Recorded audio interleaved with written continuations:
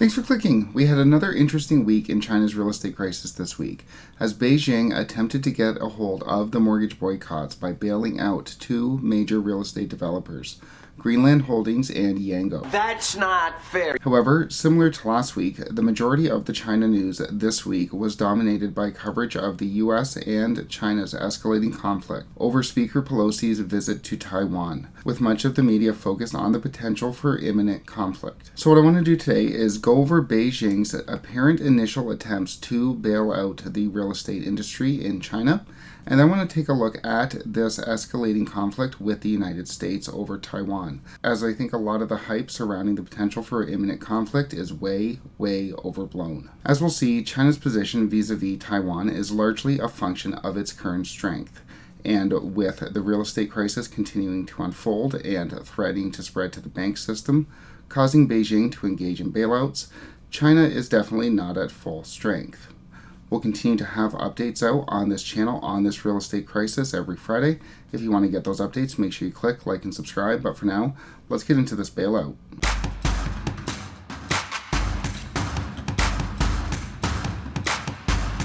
As we've discussed for the past few weeks, China's mortgage boycotts have spread to over 300 projects and involve hundreds of thousands of home buyers refusing to make their mortgage payments until these projects are completed.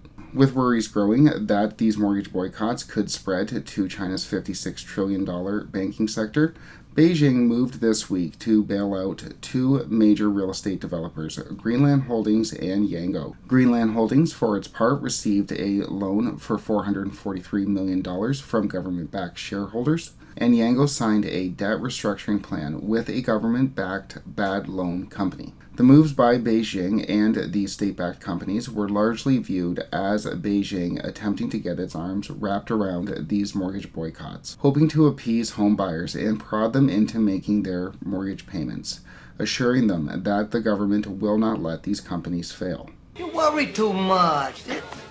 Everything is... While shares in Greenland and Yango both popped following the announcement of these bailouts, the real takeaway is that Beijing is starting to step into these mortgage boycotts. Previously, Beijing had only attempted to censor any spread of information on these boycotts, but with the financial support being offered vis-à-vis these state-backed companies, we do see Beijing starting to intervene into these boycotts, into this crisis.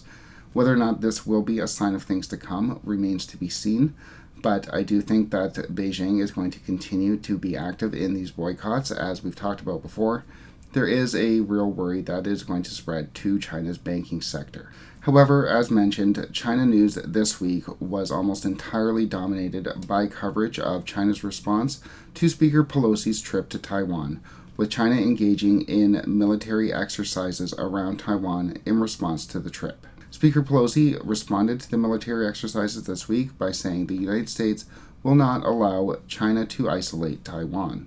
With these back and forth exchanges between China and the United States over Taiwan, the majority of the media coverage appeared to indicate an almost imminent conflict between the two superpowers. How much is the U.S. trying to build up its potential response to an invasion by China and the mainland into Taiwan? Despite all of the media attention this week focused on the potential for imminent conflict between the U.S. and China, Bloomberg ran an article outlining 5 reasons why we are unlikely to see a conflict with China over Taiwan in the next 18 months, 3 of which I think are especially salient. First and foremost, demonstration effects.